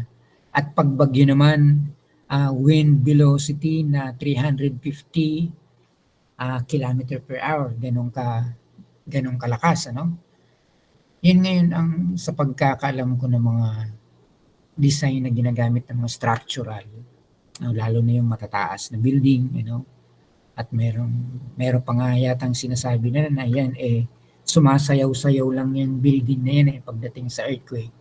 Kasi nga meron silang disenyo na ginagamit na hindi nagka-crack yung building, kundi parang sumasayaw-sayaw lang siya sa earthquake. So ganun yung liability sa tanong mo. So may mga situation na yung contractor hindi sinusunod yung design kasi nagtitipid. Yan ang problema. Nawawala ang liability ng designer once the contractor hindi sinunod ang specification. So yun. Kaya dapat doon sa procurement, sa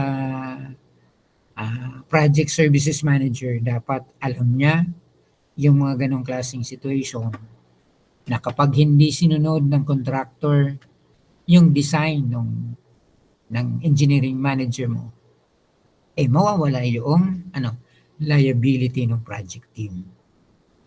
Yan yung sagot ko doon sa tanong mo, Mr. John.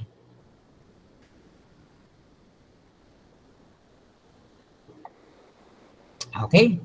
So, sino pa? Sino pang magtatanong? Magsa-summarize? Sa Miss Preles. Sige.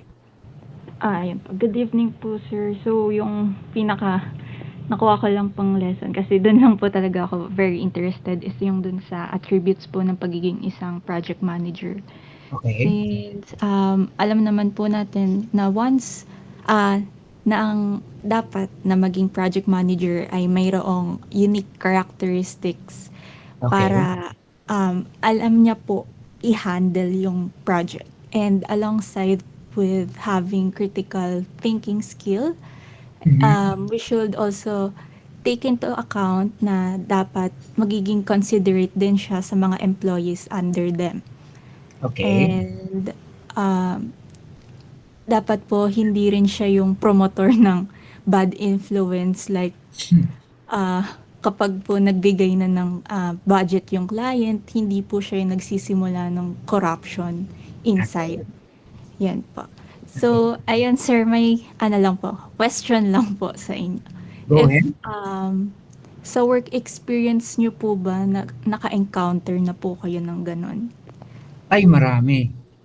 Ano po yung yung ginagawa nyo sir pag nahuli nyo pong may ganon?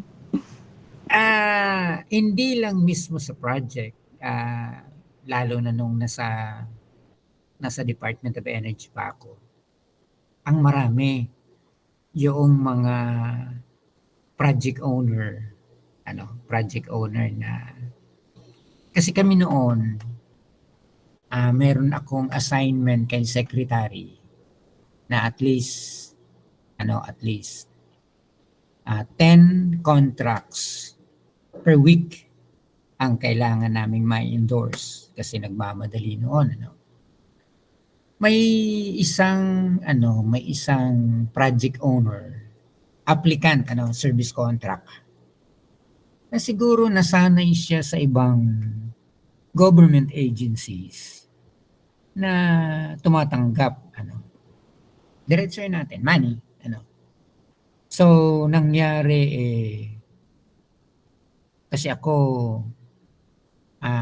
first to arrive sa office and last to go sa office, So, wala na yung mga staff.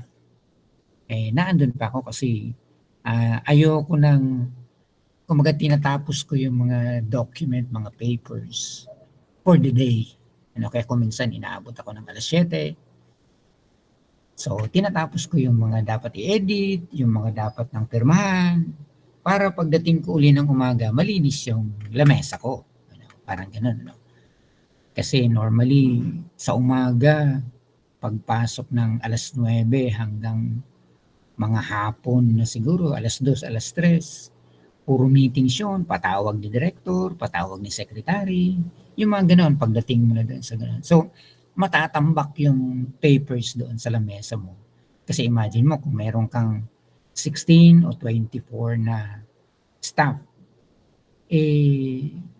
imagine mo, tig-iisa lang ng papel yun, di 24 document ka agad yun. Kung magtigalawa, di ang dami. So yung issue, while I'm checking yung mga document para tapusin ko na at ilagay ko na doon sa lamesa ng aking secretary, may kumatok. So, isang project applicant o kaya project service contract. Tapos, may daladalang parang paper bag. So, nagpapasalamat. Sabi ko, yes sir, that's all right. Nagpapasalamat. Hindi. Ito yung pasalamat ko. Sabi ko, no. Hindi ko tatanggapin yan kasi medyo kumaga offline na yan. Hindi ko yan tatanggapin.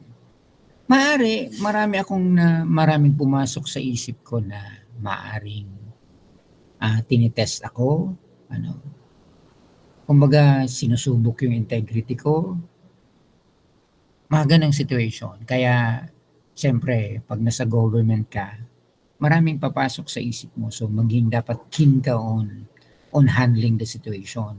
Mamaya niyan, baka tinitest ka lang ni secretary para masubukan yung integrity mo. So, hindi ko siya tinanggap. Sabi ko, a mere thank you sa akin, okay na kasi napirmahan na raw yung kontrata niya. So, sabi ko, isang thank you na lang sa akin, sir, okay na yan. Hindi mo naman kailangan magbigay ng ganyan, ano, kaya hindi ko tinanggap. So, I don't know, sa ibang government agency. Kaya ako, nung naandun pa ako, nakakatingin ako sa mata ng mga contractor, diretso. Kaya lang, siguro nung umalis na ako, baka iba na yung situation. Yan yung problema. Kaya maraming sa field, lalo na sa field. Halimbawa, kung naandun ka sa field work, may gustong magpaano sa'yo, mamaya meron ng tao doon sa loob ng kwarto mo, pagpasok mo meron ng tao. Yun yung mga situation na talagang maraming dahil ikaw ay government. Kumbaga, ikaw ang pumipirma ng kontrata. So, mahirap. Kaya yung tanong ni Miss Madeline, nako, marami. Kung hahanapan mo lang ako ng experience na ganyan.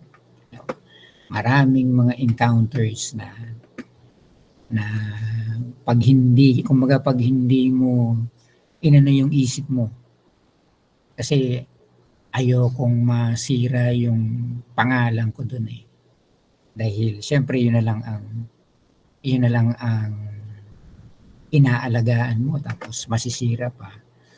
After I left, nagkaroon sila ng problema doon sa grupo na yun, na ombudsman kasi tumanggap ng suhol, ang siste, cheque pa ang tinanggap. Oh my gosh, sabi ko. Napakaano naman itong mga to, tatanggap ng suhol, cheque. Siyempre pag iningkas mo yun, may paper trail yun. Ayun, na-ombudsman sila.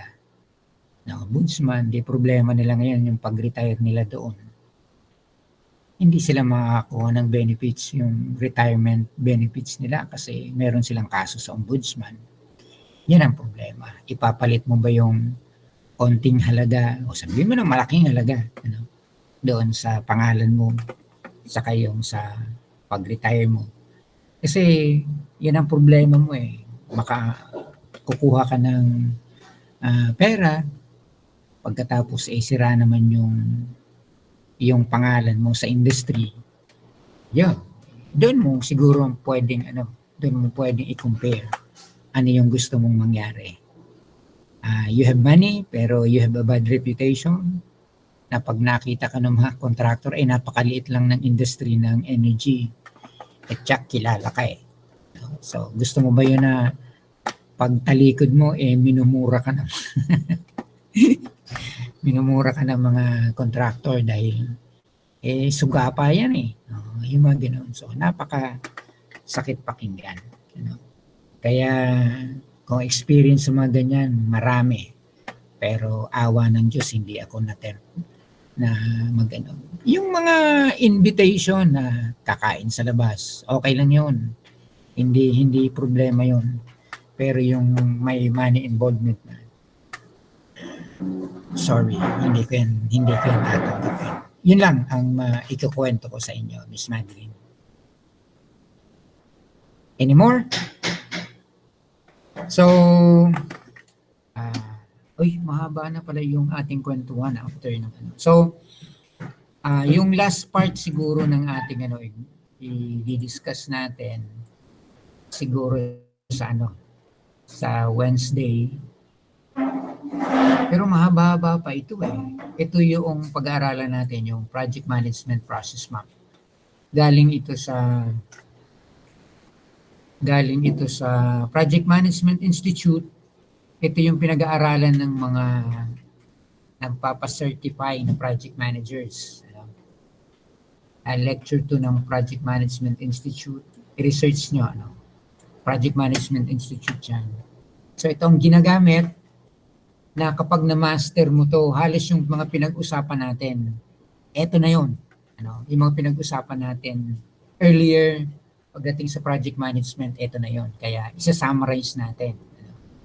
So anong naan dito? Merong 10 knowledge areas.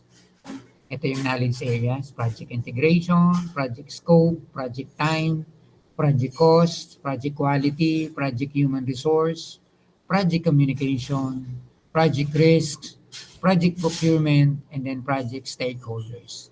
Yan yung 10 knowledge areas na kailangang makabisado ng project manager. So halos naandito na yung pinag-usapan natin, pero parang kinumpress lang. So ito yung horizontal, yung knowledge areas. Yun namang vertical, ito yung project management process group. Kung naalala mo yung 5 natin na life cycle, ito yon: initiating, di ba, itong project, yung 5 life cycle element: initiating, planning, monitoring and controlling, and then executing, monitoring and controlling, then closing. Ito yung naandun sa project life cycle. So, ang ginawa ng Project Management Institute, gumawa sila ng process map, in-integrate nila yung pinag-aralan natin, yung 10 knowledge areas, and then against doon sa 5 project management process group. At ano ang magiging output. Yan yung summary ng mga diniscuss natin. Kaya ito yung pag-aaralan natin next week. So mahaba ito. Ito yung PM book. Ito yung Project Management Book of Knowledge. Yan yung 10. Pero dadahan-dahanin lang natin para madagdagan lalo yung inyong intindi nyo sa ano na yan. No? So mahaba pa ito ng konti. At hopefully by Wednesday.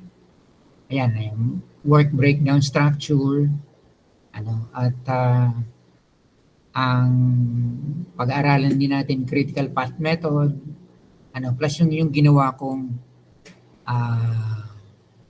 work schedule, lumang style, hindi work breakdown structure, kundi work plan schedule. Ayan. Ayan yung work breakdown schedule. Ayan. So para ma-appreciate nyo lalo bakit kailangan magkaroon ng work breakdown schedule. So hopefully, ito actual to ha. Ito actual na schedule ng isang hydropower project. Binago ko lang yung pangalan para hindi tayo makasuhan ng plagiarization. Okay? So, nandyan yung 5-year work plan, nandyan pati yung critical path, nandyan, pati yung cost, nandyan. Yung cost, nandyan, nakalagay para lalo kayong ganahan mag-aral ng pagiging project manager. Okay? Pero for the meantime, ay tapusin muna natin dito yung ating discussion for the day. So ituloy natin sa Wednesday. At natapos tayo dito sa project management process map. I-discuss natin ito sa Wednesday. Okay? So, as usual, Ms. Tricia? Yes po, sir. Ma-open cam na lang po for attendance.